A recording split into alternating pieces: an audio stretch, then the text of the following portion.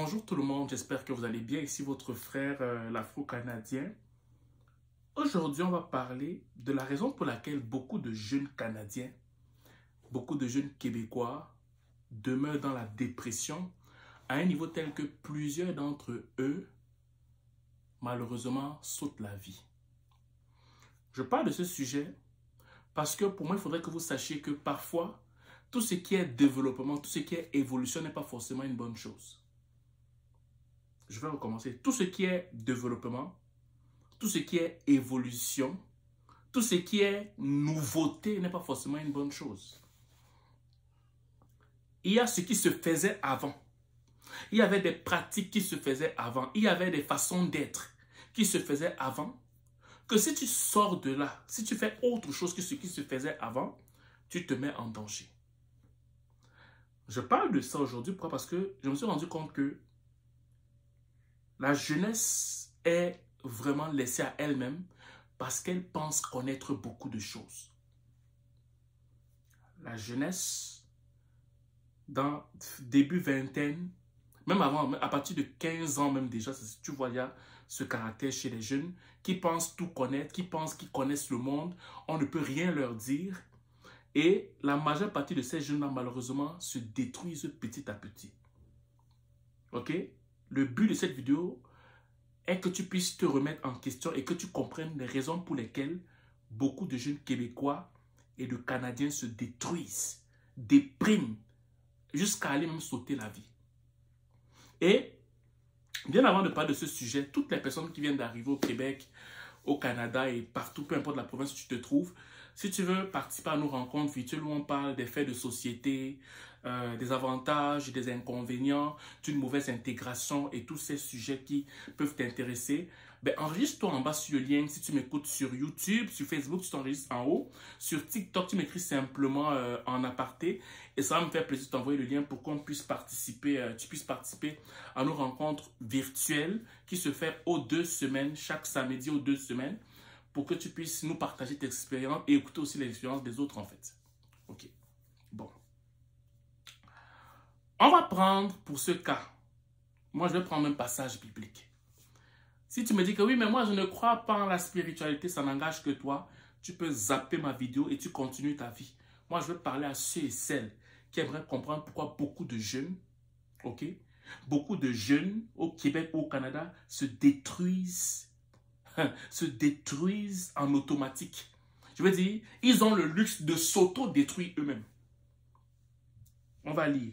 Le passage se trouve dans Exode 20, verset 12. Honore ton père et ta mère, afin que tes jours se prolongent dans le pays que l'Éternel, ton Dieu, te donne. Honore ton père et ta mère, afin que tes jours se prolongent dans le pays que l'Éternel, ton Dieu, te donne.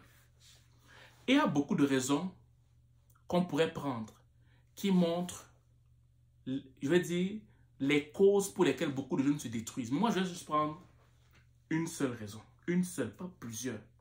C'est le fait que les jeunes Québécois et les jeunes Canadiens ne respectent plus le droit d'aînesse, ne respectent plus les aînés, ne respectent plus les figures d'autorité.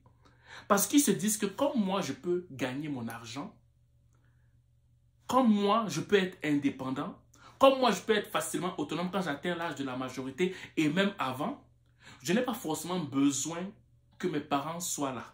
Je n'ai pas forcément besoin de respecter mon aîné, surtout si mon père m'a abandonné quand j'étais plus jeune. Surtout si ma mère n'était pas en accord avec moi quand j'étais plus jeune. Surtout si j'ai souffert aux mains de mes parents ou de mes tuteurs. Surtout si j'ai souffert aux mains de toutes les personnes qui étaient des figures d'autorité pour moi. Donc, j'ai la légitimité de ne pas les honorer. Ok? Donc, tu vas te rendre compte qu'une des raisons pour lesquelles beaucoup de jeunes Québécois, beaucoup de jeunes Canadiens, quand moi je parle de Québécois canadiens, c'est que si tu es un résident permanent ou un citoyen canadien, ben pour moi, que peu importe ta couleur de peau, tu es un Québécois ou tu es un Canadien. Parce que moi, je suis de ceux qui pensent que être Québécois ou être Canadien ne veut pas forcément dire que tu sois blanc.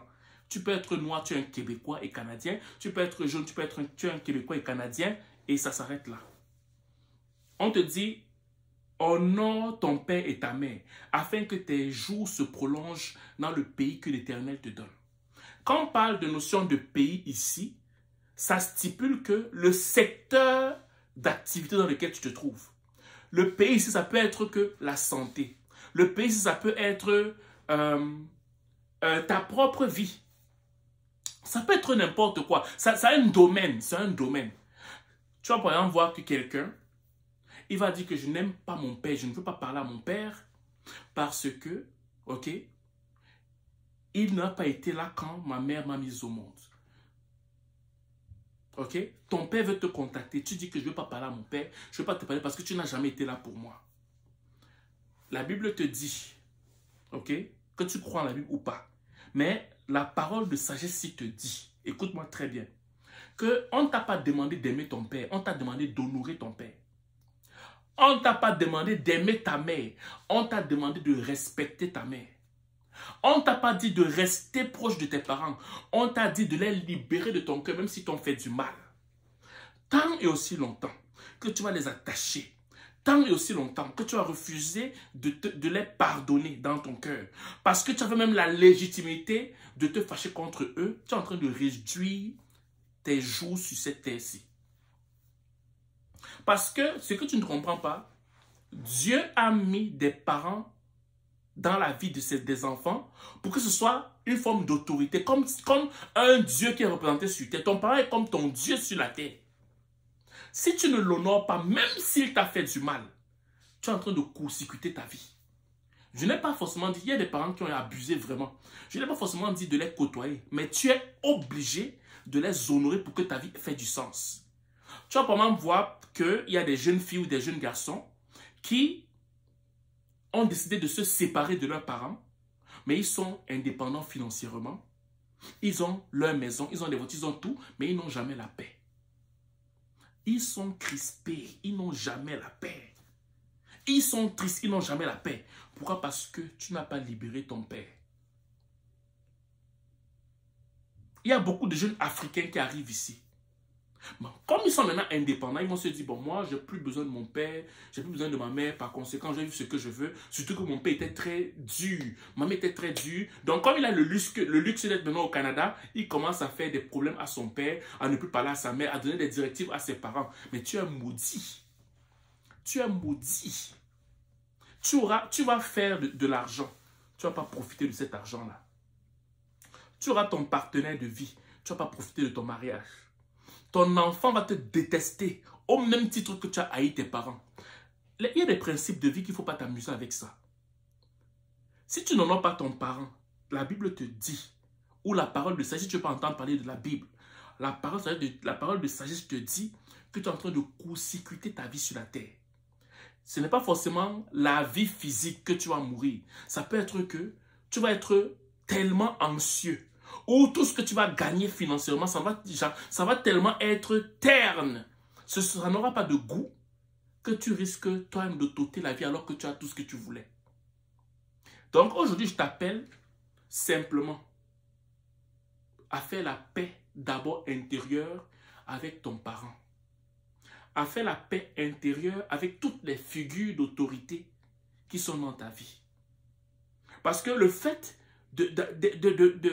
d'être à l'aise à baigner, marcher dans le fait de banaliser le sacré, ne pas respecter le droit d'aînesse, critiquer toujours les autorités dans ta vie, mépriser tes propres parents parce que tu crois avoir une forme d'indépendance, une forme d'autonomie est un signe de malédiction dans ta vie. Soit tu vas court-circuiter toi-même ta vie, soit les faits de la nature vont court-circuiter ta vie, soit tu vas avoir beaucoup d'argent, tu vas avoir un travail prospère, mais tu ne vas pas te réjouir de ce que tu as. Soit tu vas vouloir te marier, tu vas vouloir avoir un partenaire de vie, mais tu vas passer de partenaire en partenaire. Pourquoi? Parce que tu n'as pas la paix intérieure avec toi-même. Pourquoi? Parce que ton père ou ta mère, qui ne t'ont même pas considéré, qui ne t'ont même pas respecté, qui ne t'ont même pas cajolé, ils ne t'ont pas donné l'amour. Je veux dire, c'est parce que tu n'as pas pardonné à ces parents-là. Libère tes parents de ton cœur. Qu'ils sortent de ton cœur, afin que tu sois aussi libre et que tes choses commencent à bien fonctionner. Arrête de court-circuiter ta vie. Arrête de court-circuiter tes projets. Arrête d'hypothéquer ton bonheur. Arrête de faire ça. Et tu n'as qu'une seule chose à faire. Demande pardon à ton parent. Ou, s'il a été très nocif, pardonne ton parent dans ton cœur et laisse-le aller. Tu as besoin de le côtoyer. Ou, toutes les figures d'autorité avec qui tu as des problèmes, pardonne-leur. Laisse la colère la partie. Sors-les de la prison de ton cœur et tu vas voir comment ta vie va changer. C'est aussi simple que ça. Donc, j'espère que cette parole va trouver quelqu'un. N'endurcis pas ton cœur quand tu entends cette parole. Si tu pleures parce que tu repenses que tes parents t'ont fait vivre, ce n'est pas grave. C'est une première étape pour la guérison. Mais une chose est certaine, c'est que si tu veux que ta vie décolle, tu es obligé. On ne t'a pas demandé, ce n'est pas une option. Tu es obligé de libérer. Si tu as des problèmes avec ton parent ou une figure d'autorité, de libérer tout ce que tu as emprisonné dans ton cœur. Sinon, même si tu as tous ces biens matériels, même si tu as toutes ces choses que tu as tant désirées, tu ne vas pas profiter de ça en fait. Voilà. Donc, c'est ce que je vais te dire aujourd'hui. J'espère que ça va te toucher, que le Seigneur Jésus te fortifie et que tu puisses aller au-delà de l'amertume en fait. Si tu souhaites de passer une excellente journée ou une excellente soirée, dépendant du lieu où tu m'écoutes. Ciao.